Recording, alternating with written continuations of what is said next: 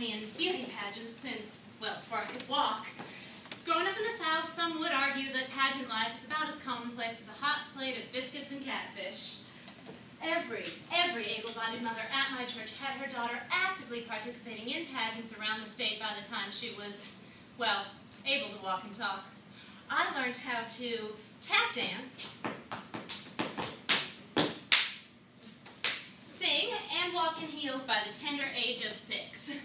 By the time I was 14, I had mastered every aspect of pageant life, so that there was not a judge sitting at that table who didn't remember this face.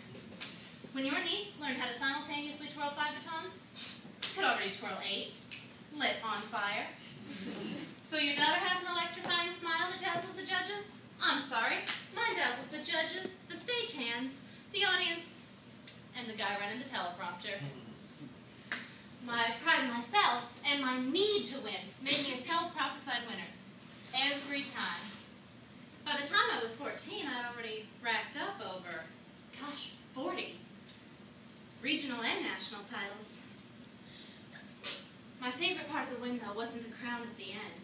No, it was having my picture taken.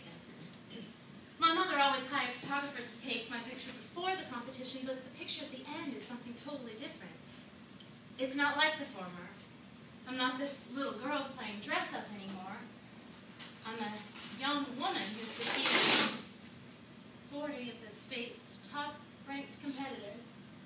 The right combination of articulateness, elegance, grace, and poise that always wins the crown. My mother always said, you can learn a lot about someone from looking at their photograph.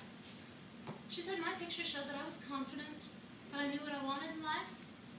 There were pictures and cardboard cutouts of me, something like this.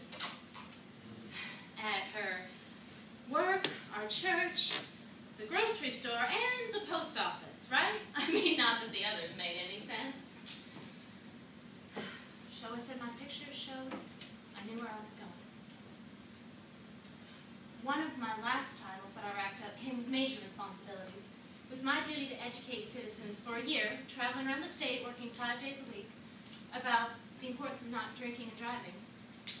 I spoke to kids at their schools, adults at community centers, and one of my most life-changing events happened toward the end of my reign. I was asked to visit a military base and pose for pictures and sign autographs. The event goes off without a hitch. About a week later, I received a letter in the mail. I don't think anything of it at the time, seeing the return address listed as the Army base, but I figured that's fine. I received thank you notes on a job well done. This letter is not like the rest. Inside is a picture of me. And the note says, to a beautiful soul, nobody takes a picture of something they want to forget. I don't want to forget you. Meet me for coffee? Signed, Private Murphy.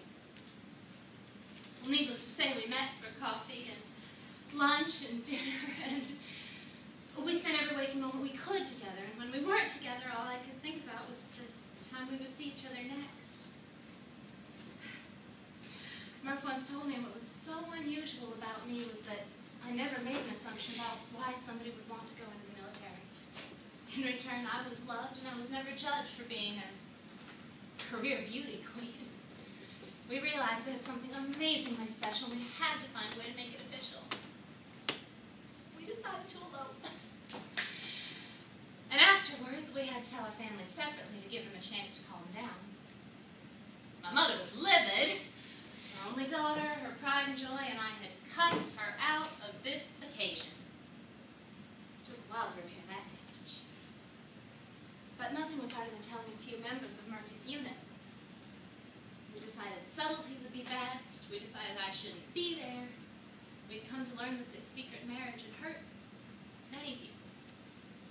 And we wanted everyone to be part of our lives going forward, no matter how difficult it would be at first. It took a little while, but eventually, everyone in the unit started to come around. I was surprised, and I decided I was ready to know what had been said that